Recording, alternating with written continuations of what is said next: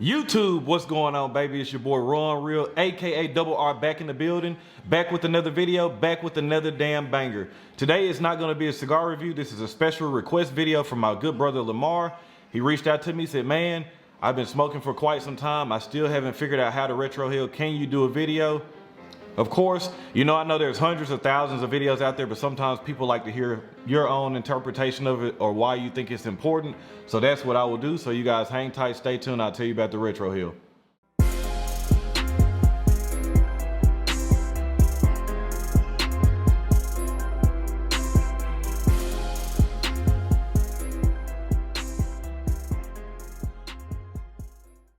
All right, today's video, how to retrohale and why do you retrohale? Two-part question. First I will answer why do you retrohale, or why do I retrohale? Now, everybody knows that has been watching my channel for quite some time. I'm a very big component, or a very big supporter, or what's the word that I'm trying to think of? A very big advocate of retrohaling. So everybody knows that I came up with the saying, retrohale or die, or don't trust a cigar reviewer that doesn't retrohale. I still feel very firm on that. Again, if you're just a regular viewer or just a passionate smoker or just somebody that kind of smokes leisurely, I don't think it's a deal breaker or whatever, but I feel like, me personally, as a cigar reviewer, I feel like when you're giving your assessments or your critiques on cigars, you should be able to display what that cigar is able to give to the smoker 100%. And I think that if you don't retrohale, you miss out on a lot of what the cigar has to offer. And it is even known that in studies that if you don't retrohale, that you can miss up to 30 to 50% of the flavors that were meant to be tasted by the blender. As you guys know, master blenders retrohale.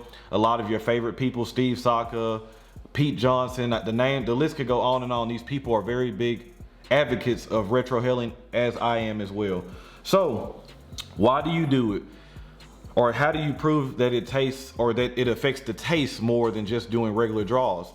Well, just like when you have food or anything else, or food or spirits, same thing like that.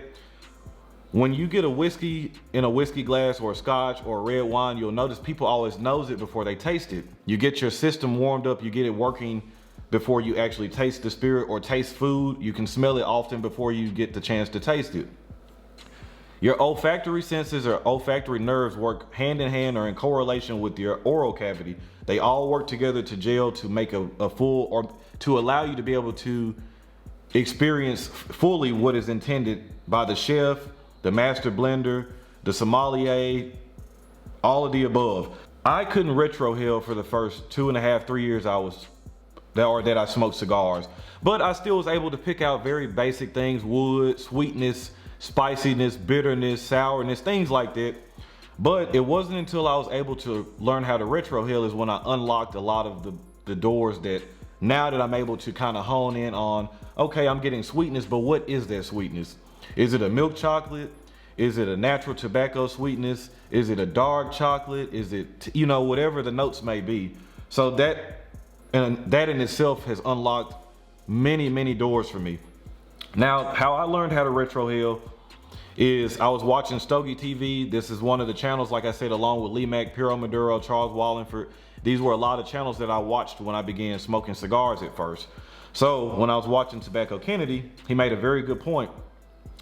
As you're looking at me now, take some air in, and as you're blowing it out, don't use your mouth. As you're exhaling, push your tongue up and exhale out. So just practice doing that with air. As you're exhaling out, push your tongue to the roof of your mouth and blow out. Without opening your mouth, the air has to go somewhere. It's going to come out of your nose. So, same thing.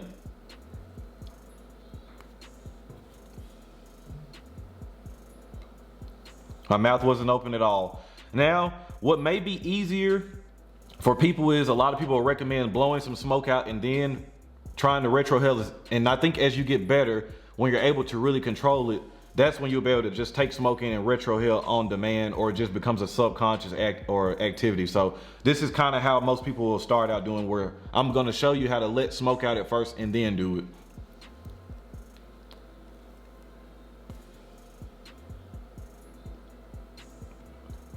Makes it a little bit easier when you're blowing the smoke out of your mouth. It's kind of relaxing the muscles there, and then it allows you to kind of push the smoke out. But like I said, when you get better at it, you won't have to do that at first.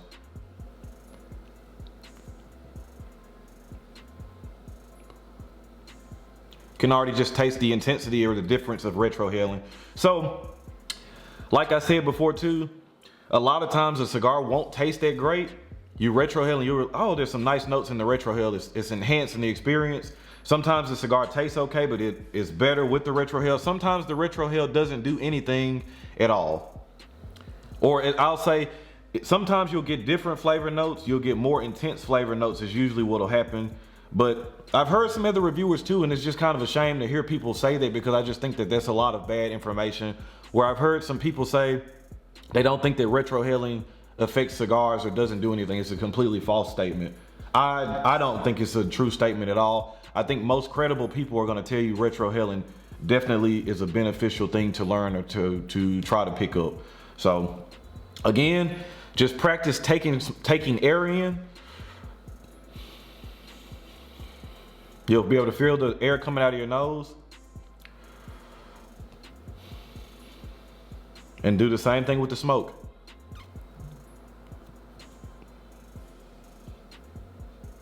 Try to see if I can get a good one.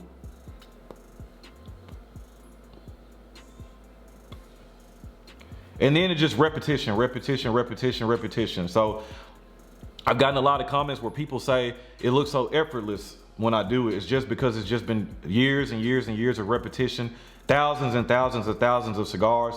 So again, just remember, practice with the air at first.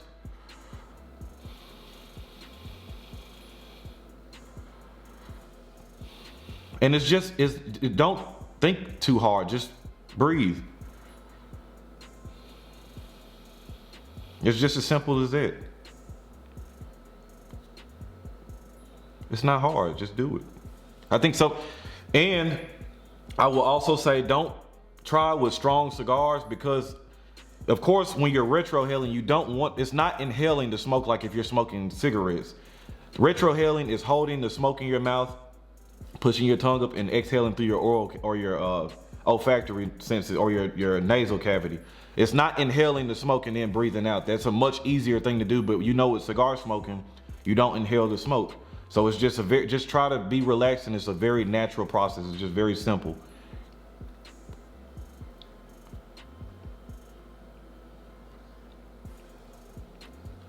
Pretty much it. So that is my take on how you retrohale. Just relax, and remember, don't mess with any strong cigars when you're trying to figure this out. And unfortunately, as you're learning, you're gonna swallow some smoke. It's just gonna happen. It happens to us all. But over time, when you get better with repetition, you'll get better at not getting the smoke down there. So another good retrohaler is my main man Cowboy. He's another very good retrohaler too. But that has been how you retrohale. Why I think you should retrohale, because it enhances the experience of the cigar. And at that point, you are experiencing the cigar the way that the master blender intended the cigar to be enjoyed. And with that being said, y'all know the name of the game is relaxation and enjoyment. Don't forget to be driven over motivated. Don't forget, retrohale or die. Don't trust any cigar reviewers that don't retrohale. Peace.